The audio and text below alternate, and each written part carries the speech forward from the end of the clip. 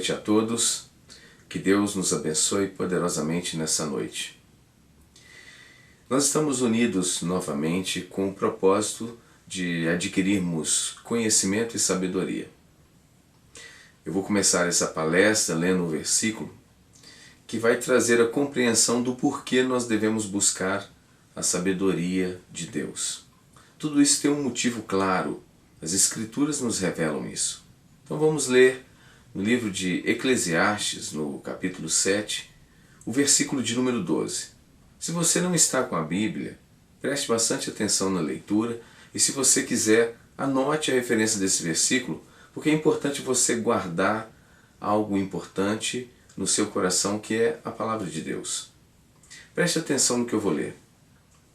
Pois o abrigo da sabedoria é como das muitas riquezas. Todavia a vantagem do saber é esta: a sabedoria tem o poder de preservar a vida de quem a possui. Então, nós entendemos aqui, através desta analogia em cima das Escrituras, que quando nós adquirimos a sabedoria, então nós estamos adquirindo a preservação das nossas vidas. Ou seja, nós temos uma recompensa. Existe então algo compensador por detrás de uma ação benéfica. Então eu quero ser preservado.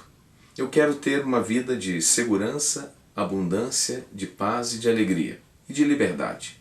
Então essa vida sonhada, ela vai ser dada como dádiva a partir do momento que eu provoco uma reação da parte de Deus. E Ele está nos garantindo aqui na Escritura.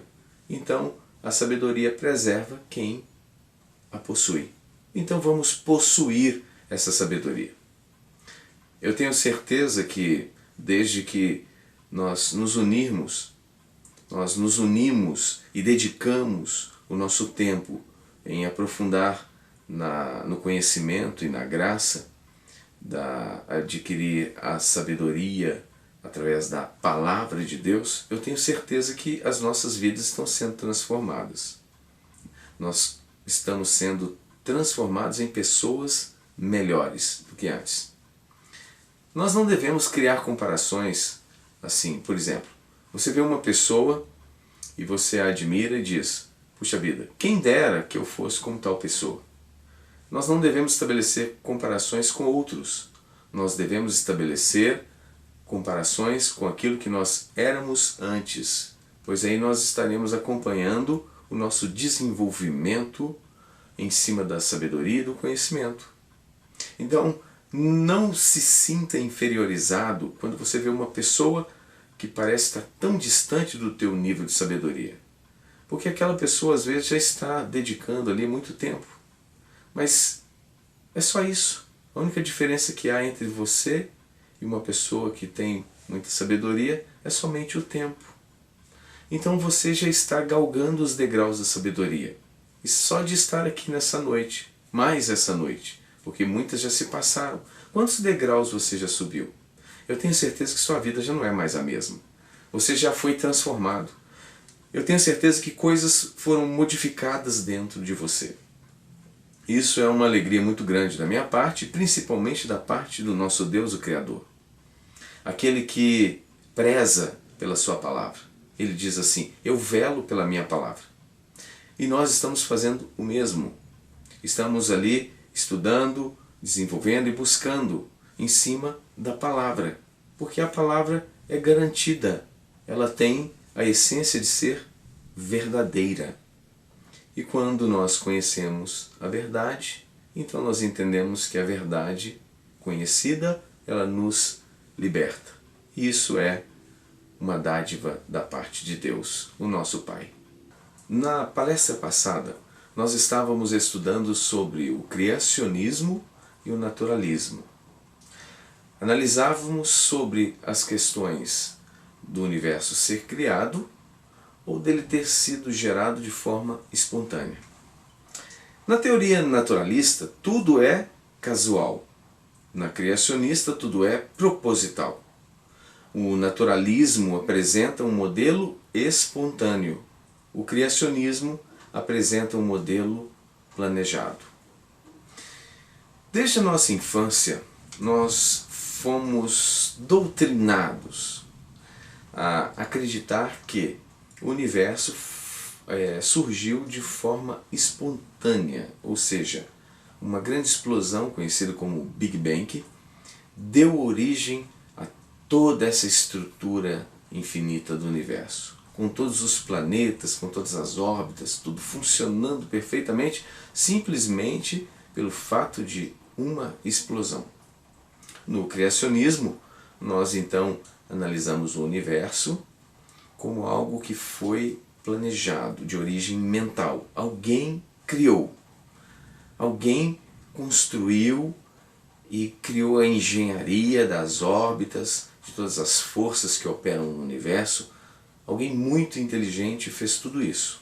Então nós estávamos analisando estas duas teorias. Na teoria naturalista, onde tudo veio de forma espontânea, e nos ensina também a teoria da evolução, que está dentro do naturalismo. E ali nós então entendemos, desde criança, que o homem teve um ancestral comum, como se fosse um macaco. E ali ele foi desenvolvendo, foi ganhando uma postura ereta, até chegar onde nós estamos hoje. O propósito de todas essas informações, na verdade, é criar uma crença limitante. Porque quando você depara com o criacionismo, ele vai contradizer tudo aquilo que você aprendeu na escola desde criança. E isso você adquire através dessa repetição em cima da teoria naturalista. Você tem então uma rejeição ao receber a informação de que todo o universo e todas as coisas foram criadas. E isso está intrínseco no nosso interior de forma inconsciente por causa da repetição. Por isso que é muito importante nós então começarmos a compartilhar toda a novidade da criação acerca do reino de Deus através das Escrituras, porque nós estaremos então lavando, limpando do nosso inconsciente toda aquela informação naturalista que diz que tudo veio de forma aleatória. Nós não podemos permitir isto mais dentro de nós. Quando nós assumimos a responsabilidade no reino de Deus de operar segundo as suas leis, automaticamente nós estamos sofrendo uma renovação mental, onde tudo aquilo que é fraudulento, que não tem fundamento na verdade, começa a ser tirado. E isso para nós é uma bênção muito grande, porque nós começamos a ser libertos. Nós nos tornamos pessoas livres para exercer o ministério de Cristo, onde nós poderemos então romper com toda a crença limitante e efetuar os sinais e maravilhas que o Senhor nos deu através da consumação do Calvário.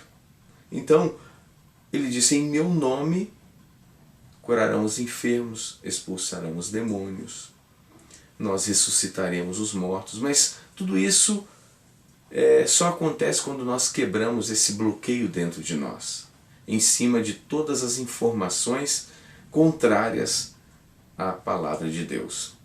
Então o segredo é esse, é quebrar aquilo que é contrário, e automaticamente nós nos tornaremos fortes o suficiente através da convicção em Cristo e faremos então as obras que Ele fez e maiores ainda. Por causa de informações, ou seja, ensinamentos, no passado nós fomos prejudicados. E a sociedade não percebe isso porque é algo sutil, é algo estratégico. Mas nessa noite nós estamos tendo a consciência de que tudo que foi ministrado, tudo que foi ensinado, ele tem um peso negativo dentro de nós. Então, se nós estamos falhando, estamos errando, é porque existem coisas que estão trabalhando no nosso inconsciente, projetando aquilo na matriz divina, e nós estamos colhendo o retorno daquela informação negativa que está gravado no nosso subconsciente. Sendo assim, nós vamos então aprofundar no conhecimento verdadeiro. Então, isso que está sendo ministrado aqui essa noite, na verdade funciona como um antídoto. Está então combatendo todas aquelas forças que têm trabalhado para o nosso fracasso. Eu quero dizer, meu irmão e minha irmã, eu tenho certeza que se nós começarmos, ou melhor dizendo, continuarmos caminhando juntos como temos feito, nós vamos romper toda a nossa fraqueza. Nós vamos nos transformar em um grupo forte, ou seja, o corpo de Cristo. Para nos ajudar a combater os resíduos dessa ideia naturalista que está gravado ali no nosso inconsciente, o grande escritor irlandês, conhecido como Clive Staples Lewis, ele escreveu um livro chamado God in the Dock, que em português quer dizer Deus no banco dos réus. E ele tem um pensamento muito interessante que nos ajuda então a analisarmos ali que verdadeiramente a essência naturalista ela não tem um fundamento muito lógico. E eu quero ler esse pensamento para vocês, eu gostaria que vocês prestassem atenção, porque é uma analogia muito interessante e reduzida em um pensamento. Prestem atenção. Se o sistema solar veio a existir devido a uma colisão acidental, então o aparecimento da vida orgânica neste planeta também foi acidental. E toda a evolução do homem foi acidental também. Se este é o caso, todos os nossos pensamentos presentes são meros acidentes. Acidentes criados pelo movimento dos átomos. E isto é válido tanto para os pensamentos dos materialistas e astrônomos, como para qualquer outra pessoa. Mas, se os seus pensamentos, isto é, do materialista e do astrônomo, são meramente produtos acidentais, por que deveríamos crer que eles são verdadeiros? Eu não vejo razão para crer que um acidente possa dar a explicação correta do porquê de todos os demais acidentes. Não é um pensamento inteligente? Então, se tudo é origem do acaso, são meros acidentes, então todos os pensamentos e todos os questionamentos são acidentes. Então ele não crê que um acidente possa dar explicação, por exemplo, da origem do universo, se tudo, na verdade, são meros acidentes. Quando nós entendemos que todas as coisas são de origem mental, logo o acaso não existe. Porque o acaso seriam coisas que aleatoriamente vieram a existir simplesmente por sorte. É como se você pegasse, por exemplo, todas as informações do DNA humano, que são mais de 2 bilhões de combinações. Então você pegasse informação por informação, colocasse então dentro de um reservatório e você abrisse a tampa desse reservatório e lançasse ao ar todas essas informações, e no momento que elas caíssem no chão, você teria então todas as codificações de um ser humano na sua sequência lógica do DNA. Isso, na verdade, é impossível. Então logo nós podemos descartar todas as questões da vida ser gerada por geração espontânea. Então, na verdade, tudo que existe é de ordem intencional. Nós temos uma mente que é o autor e criador de todas as coisas. Na palestra passada, nós fizemos um cálculo de probabilidades em cima da palavra conquistável. Então, se nós cortássemos letra por letra, ou melhor dizendo, nós colocássemos uma letra em cada bolinha e fizéssemos como aqueles sorteios da loteria. Colocássemos então a letra C, O, N, até formar então a palavra conquistável. E cada bolinha nós colocaríamos naquele globo. Ele fica girando ali e de tempo em tempo ele vai soltar uma bolinha. Para que isso venha a ocorrer na sequência exata e formarmos a palavra conquistável, nós teríamos uma chance em mais de 491 milhões de probabilidades. Para vocês entenderem melhor, em uma palavra como gato, por exemplo, são apenas 4 letras. Se nós pensarmos que são apenas 4 letras, nós temos uma impressão de que é muito fácil tirarmos, por exemplo, a palavra gato. 4 letras, G-A-T-O. Então nós vamos colocar em 4 bolinhas as 4 letras G-A-T-O e vamos ver quantas probabilidades nós temos até sair a palavra gato. Então, na verdade, são 4 letras. Então, 4 vezes 3, vezes 2, vezes 1. São 24 probabilidades. Então, nós temos aqui, eu vou ler uma por uma, para você entender como é difícil as coisas acontecerem aleatoriamente, ainda que sejam apenas 4 letrinhas. 4 somente. Olha como é difícil sair a palavra gato daquele globo. Preste atenção. Nós temos então 24 probabilidades. TGAO, TGOA, TAOG, TAGO, TOAG, TOGA, GTAO, GTOA, GOTA, GOAT, GATO, GAOT, AOTG, AOGT, AGOT, AGTO, ATGO, ATOG, OTGA, OTAG, OATG, OAGT, OGTA, OGAT. 24 probabilidades. E uma só delas, então, você teria que tirar a palavra gato.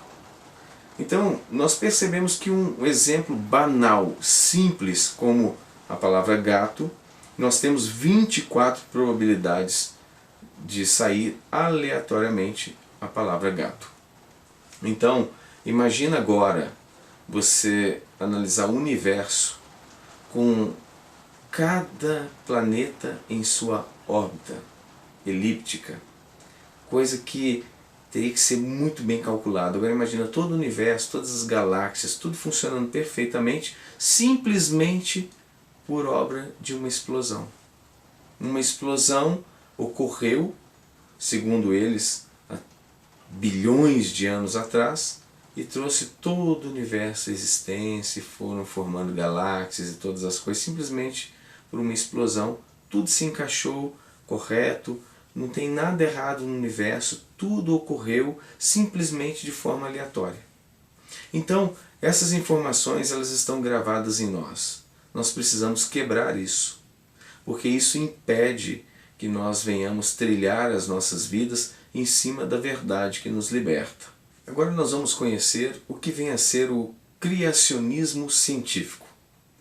Como o criacionismo científico pode contribuir para que nós tenhamos uma maior clareza acerca da criação de Deus.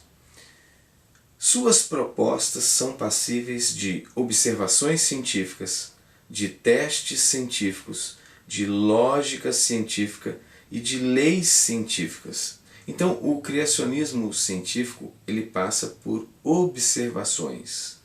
Quando nós temos observações científicas, e ali nós então fazemos os testes e depois analisamos a lógica dos resultados e analisamos dentro das leis científicas. Uma evidência muito interessante, por exemplo, do dilúvio, está no Monte Ararat. O Monte Ararat é onde repousou a Arca de Noé. Inclusive uma expedição científica descobriu que a arca está lá até hoje. Então eles filmaram ali os destroços, ela está partida ao meio, mas está intacta. Enfim, nós sabemos que a Arca de Noé existiu, que o dilúvio ocorreu, por uma evidência arqueológica. Mas não é isso que eu vou tratar agora. Eu quero tratar então do criacionismo científico. Quando nós observamos no Monte Ararat, existe uma rocha que é conhecida como rocha almofada. Como que esta rocha ela aponta para a existência do dilúvio? Através do criacionismo científico. A rocha almofada ela só se forma quando a lava vulcânica se encontra com as águas do mar. Quando elas se encontram, existe então a formação rochosa conhecida como rocha almofada. O encontro da lava vulcânica com as águas dos mares, ou melhor dizendo, com a água do mar.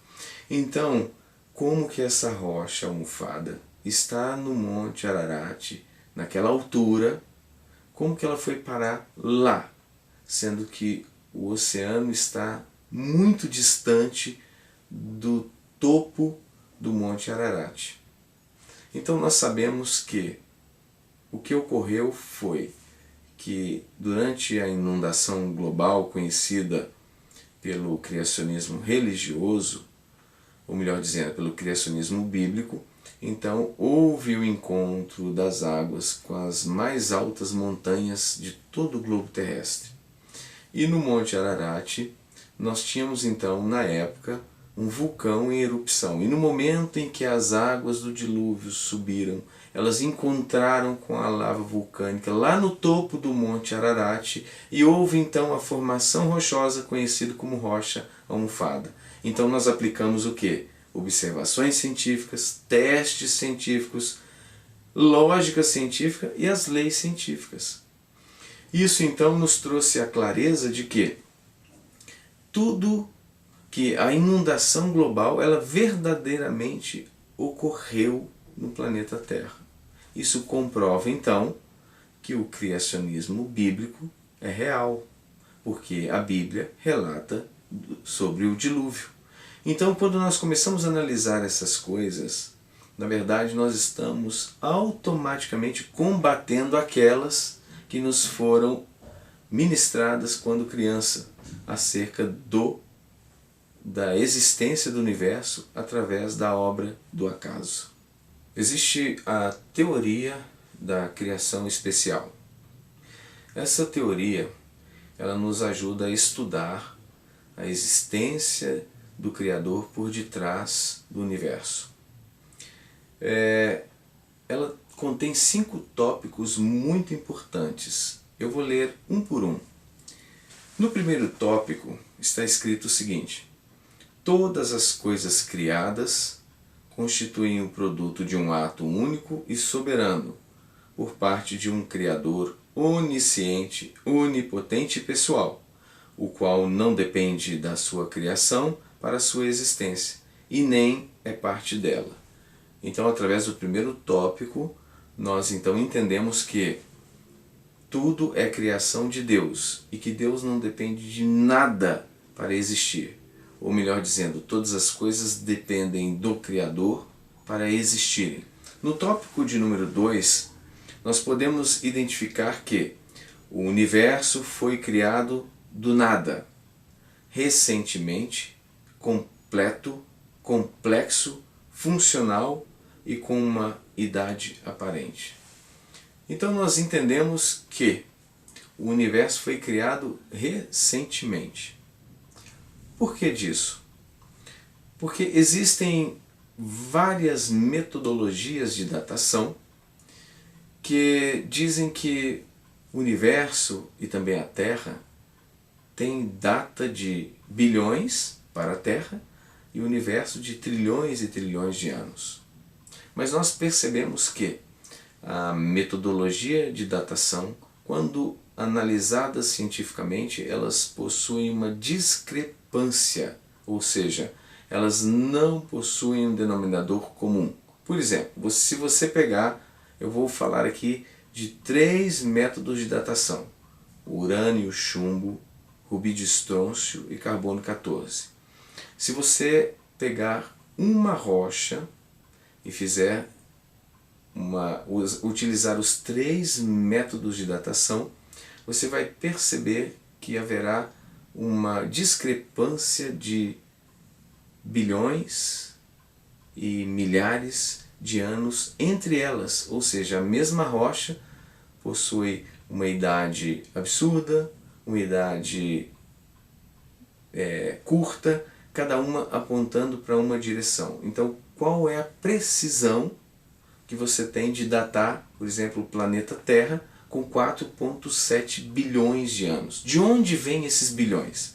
Sendo que, por exemplo, o carbono 14 ele só data até 45, ou melhor dizendo, 65 mil anos. E existem outras análises em cima, por exemplo, do carbono 14, que mostra claramente que ele não funciona como deveria, porque ele considera que no princípio, ou melhor dizendo, quando você vai fazer uma datação de uma rocha, você leva aquele aparelho numa espectrometria de aceleração de massa, você vai perceber que eles consideram que quando aquela rocha se formou, existia a mesma quantidade de formação de carbono 14 na atmosfera da Terra, sendo que hoje, devido então ao enfraquecimento do campo eletromagnético da Terra, se forma muito mais carbono 14. Então você tem a quantidade de hoje, mas você não tem a quantidade da época que aquela rocha foi formada. Então você não pode usar o carbono 14 como referência de datação devido a essas falhas. Então, quando nós estamos observando e analisando essas coisas de forma científica, nós percebemos então que a datação está fraudulenta. E outras coisas, outros estudos nos mostram então uma datação mais precisa, que o universo ele não é tão antigo quanto dizem aquelas datações, coisas de trilhões e trilhões de anos, quando na verdade ele foi criado recentemente. E quando nós analisamos também nas escrituras, nós percebemos também que tudo indica que o universo foi criado recentemente. Eu não estou dizendo recentemente de outro dia mesmo, estou dizendo que ele é muito mais recente do que trilhões e trilhões de anos.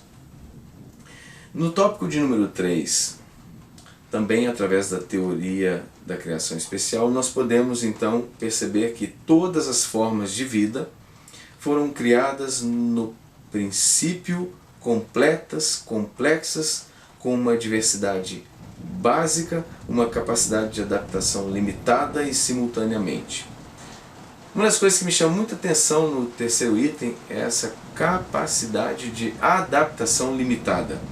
Quando nós dizemos que tudo evoluiu, então você diz que o homem que tinha como um ancestral comum um macaco, ele foi então evoluindo, se adaptando até o ponto de chegar o que nós chegamos. Quando na verdade a codificação do DNA humano é de um jeito e a codificação do DNA de um macaco é totalmente diferente.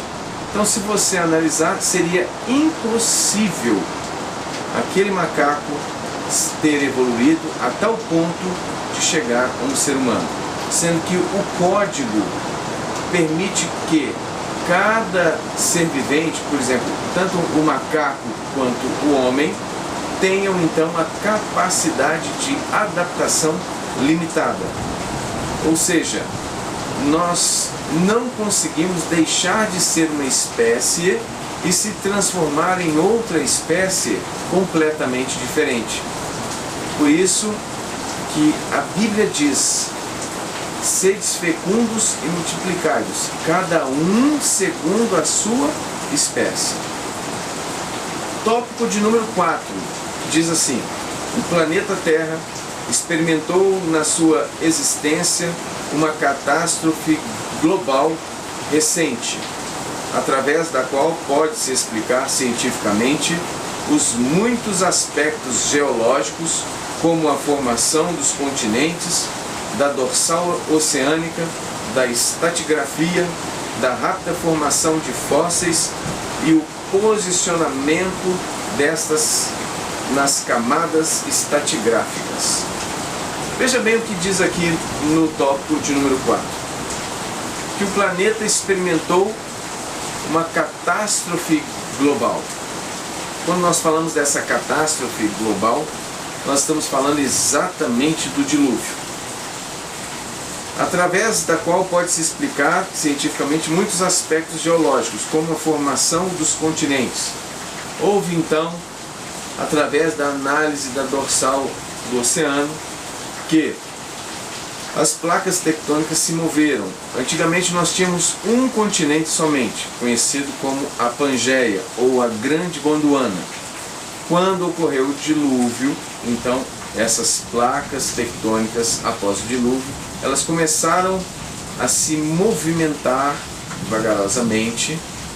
Então os continentes se afastaram uns dos outros, quando na verdade nós tínhamos um continente só.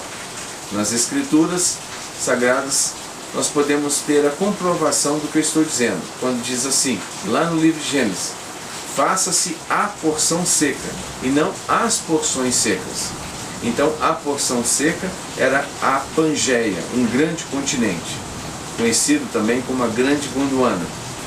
Então, a partir do momento que houve catastrofismo através do dilúvio, então essas placas tectônicas, elas se quebraram e começaram a se movimentar lentamente.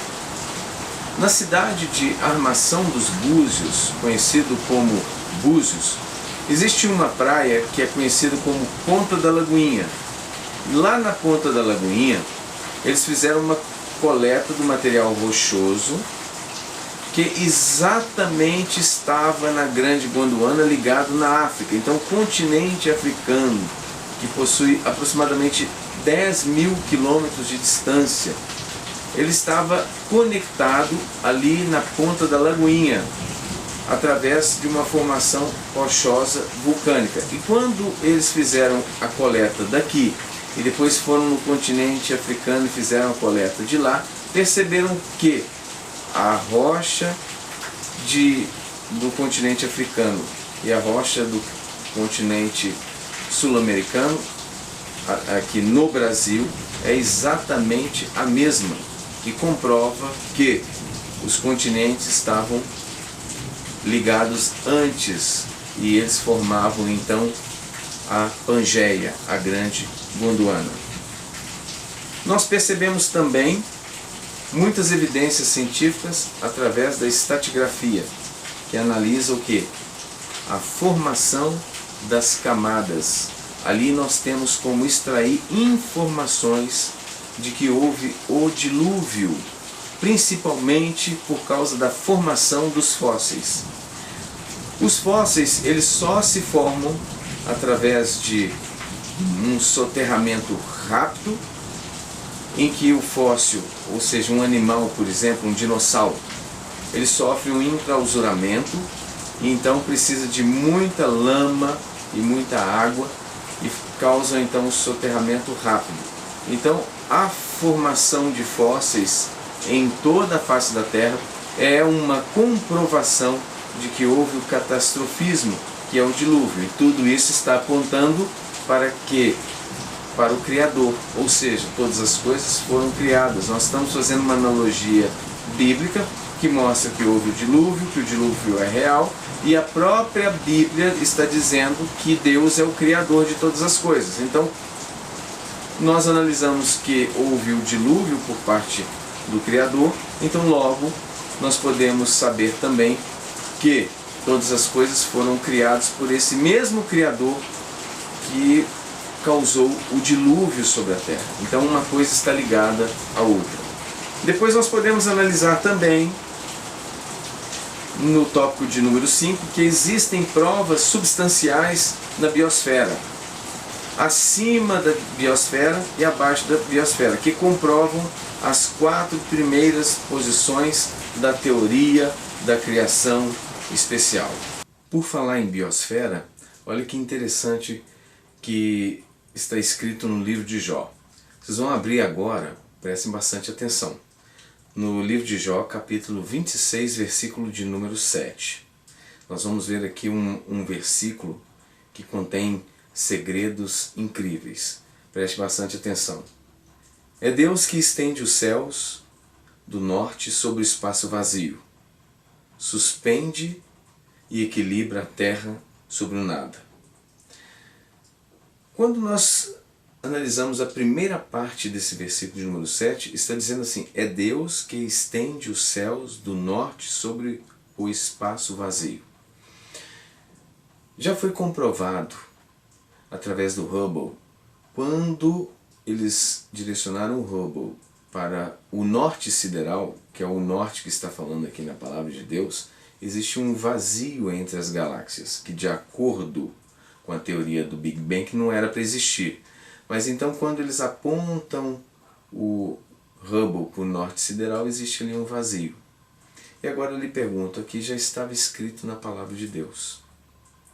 Como que Jó sabia disso? Então existem muitos segredos que nós devemos entender e respeitar a palavra de Deus.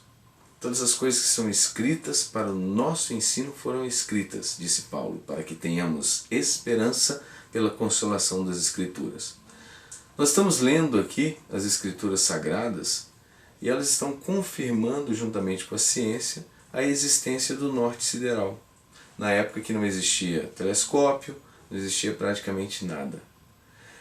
Nós devemos respeitar estes livros, porque são a palavra de Deus. Então, esse norte sideral, ele está lá. É uma evidência científica, acima da biosfera. Nós podemos perceber tudo isso. Nós podemos analisar tudo isso apenas seguindo a palavra de Deus. Por isso que é necessário nós estarmos sempre estudando e desenvolvendo em cima da palavra de Deus, porque nós estamos ali expulsando as coisas velhas, o darwinismo, teoria da evolução, o naturalismo, geração espontânea, tudo isso vai saindo e nós vamos nos tornando então mais fortes, a nossa convicção começa a operar em alta e aí nós estaremos transformando a realidade das nossas vidas em um sonho abençoado. Quando nós estamos descobrindo coisas novas, ou seja, estamos aprendendo aquilo que é novidade para nós, nada mais nada menos estamos então praticando a estratégia de Paulo. Aqui no livro de Romanos, no capítulo 12, a partir do versículo de número 1, nós percebemos aqui que na palavra de Deus está dizendo exatamente isso. Portanto, caros irmãos, rogo-vos pelas misericórdias de Deus que apresenteis o vosso corpo como um sacrifício vivo, santo e agradável a Deus, que é o vosso culto racional. E não vos amoldeis ao sistema deste mundo, mas sede transformados pela renovação das vossas mentes, para que experimenteis qual seja a boa, agradável e perfeita vontade de Deus. No primeiro versículo ele nos mostra que nós devemos oferecer um culto espiritual. Em algumas versões diz o culto racional. O culto racional é aquele culto que tem coerência, que tem um raciocínio lógico operando por trás de tudo. E quando nós então utilizamos a nossa parte racional para examinarmos todas as coisas, para estudarmos todas as coisas, assim como os bereanos faziam, eles analisavam as Escrituras, se tudo que estava sendo pregado estava condizendo com o que estava escrito. Então eles operavam de forma racional. E depois ele diz o seguinte, que nós não devemos nos contaminar com as informações do sistema deste mundo, mas nós devemos transformá-los pela renovação da nossa mente, para que nós possamos conhecer qual é a vontade perfeita e agradável de Deus para as nossas vidas. Quando é que nós vamos conhecer a perfeita e agradável vontade de Deus? Quando nós somos transformados pela renovação. A renovação é exatamente o que estamos fazendo nessa noite. Nós estamos abandonando o conhecimento antigo, as coisas que são paradigmas, que são lendas, que são mitos, estamos abandonando tudo isso, estamos nos enchendo de coisas verdadeiras e verazes, são coisas que realmente têm coerência, que têm como provar, que são fatos, que são analisáveis, testáveis, ou seja, tudo aquilo que tem coerência, que tem um alinhamento com a verdade que liberta. Então, quando nós fazemos essa troca, você pode não entender muito de forma racional, mas você vai perceber que à medida que você vai jogando para dentro do seu inconsciente, através dos estudos, através de tudo aquilo que você está assimilando como verdade, automaticamente a tua vida vai sendo destravada. Aquelas coisas que você aprendeu na infância, nas escolas, que contradiziam a palavra de Deus, na verdade estavam operando na matriz divina e nos seus membros para a morte. Agora, porém, libertados daquilo que estávamos sujeitos, vivemos em novidade de vida e não na caducidade da letra. Então, isso está acontecendo. Nós estamos sendo desprendidos das crenças limitantes do passado. Aqueles ensinamentos lá, a gente achava que não tinha nada a ver. Na verdade, eles estavam ali trabalhando uma cegueira espiritual nas nossas vidas.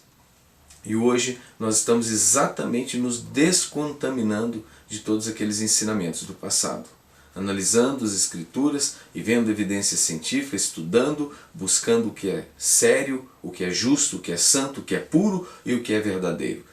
E Paulo diz, seja isso que ocupe o vosso pensamento. O apóstolo Paulo ele tinha tanta preocupação com essas informações que contradiziam a palavra de Deus, que ele escreveu alguns versículos aqui que eu quero ler no livro de Gálatas, muito importantes para que nós vejamos a real necessidade de abraçarmos a verdade e não os paradigmas. Eu vou ler aqui para vocês, vocês vão abrir lá no livro de Gálatas, no capítulo de número 1, a partir do versículo de número 6. Olha que interessante que Paulo está nos ensinando. Estou chocado de que estejai vos desviando tão depressa daquele que vos chamou pela graça de Cristo para seguirem outro evangelho. Esse versículo aqui nos mostra que muitas pessoas elas se desviaram aos poucos da verdade para seguir um outro tipo de evangelho. Isso aconteceu que esse é o motivo da igreja primitiva ter sido extinta. Ela foi se esfriando gradualmente, se misturando, aceitando outras informações, e as informações não eram do reino de Deus, até chegar naquilo que chegou, como nós conhecemos na Idade Média. Chegou ao ponto que houve então, na Idade Média, a Era das Trevas, onde ninguém conhecia mais a verdade, o momento do caos. Aconteceram muitas coisas na Idade Média, as cruzadas, coisas horríveis, que não tinha nada a ver com a palavra de Deus. Por quê? Porque foram dando ouvidos, aceitando paradigmas, gradualmente, bem lento, até que as pessoas foram se esfriando, esfriando, esfriando e se afastando da verdade e viveram um outro tipo de evangelho, o qual trouxe a destruição para os homens. No versículo de número 7, ele então diz algo chocante. Ele diz assim, que na verdade não é o evangelho. O que acontece é que algumas pessoas vos estão confundindo com o objetivo de corromper o evangelho de Cristo. Então existem pessoas que lançam confusão, pessoas que têm a intenção de destruir aquilo que Deus construiu. Quando nós somos chamados para ser igreja, eclésia, ou seja, chamado para fora, ou seja, chamado para fora do sistema do mundo, daquilo que contradiz as verdades bíblicas. Quando nós somos chamados para isso, existem pessoas que elas têm a missão de nos afastar da verdade.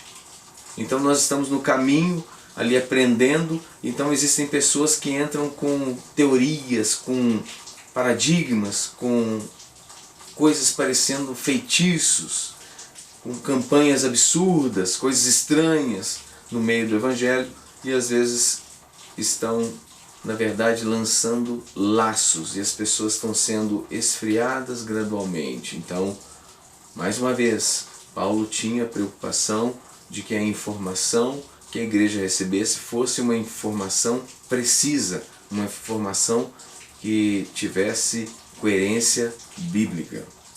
Versículo de número 8.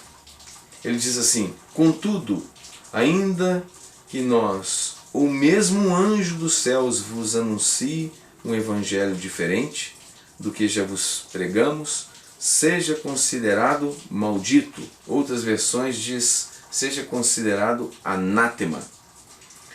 Então nós temos que observar que o evangelho, ele não pode ser distorcido e nem adulterado.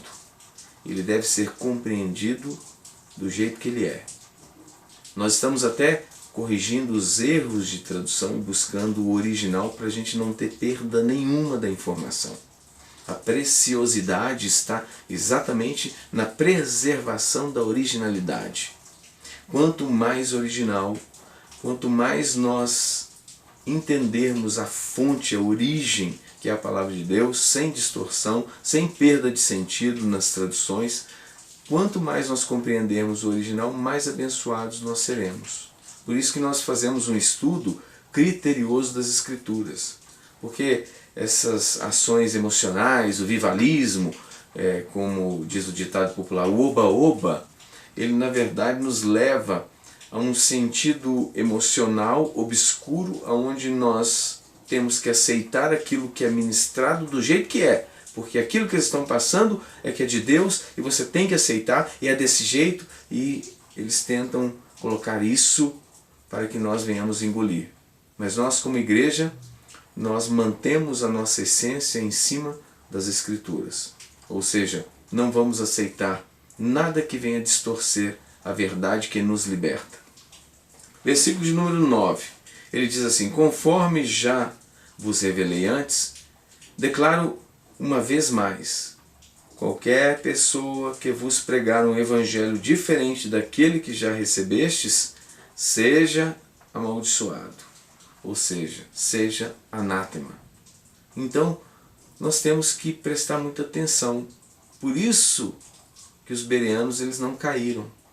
Na época eles estavam ali observando criteriosamente as Escrituras.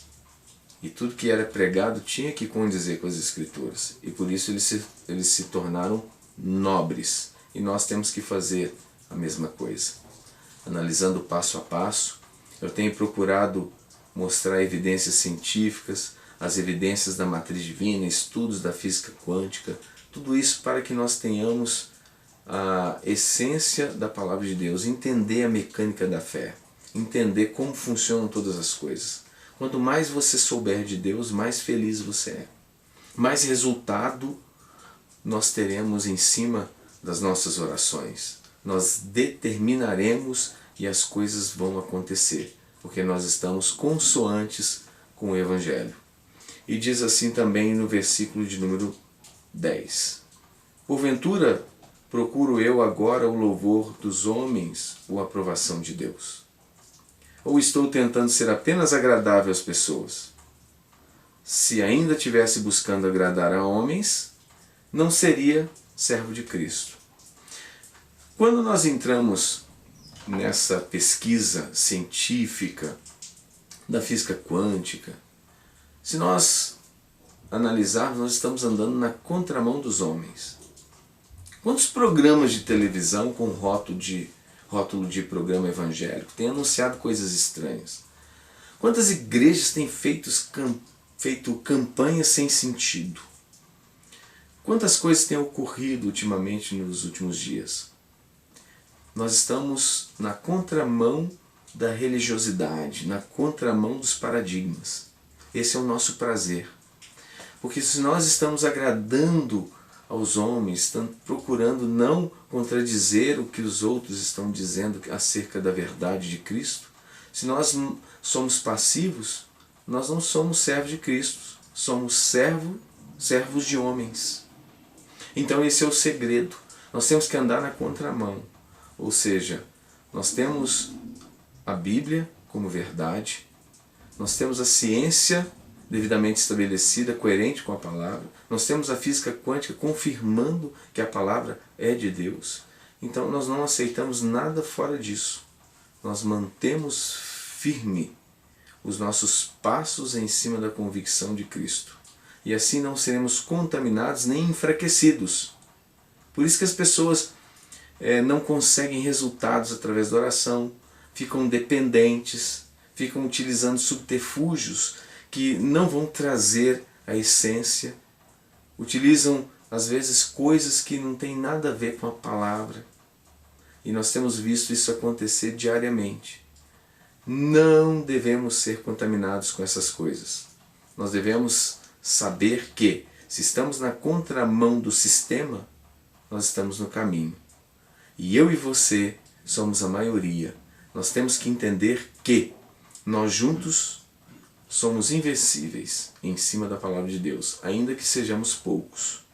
Porque o pouco nas mãos de Deus, Ele o transforma em muito.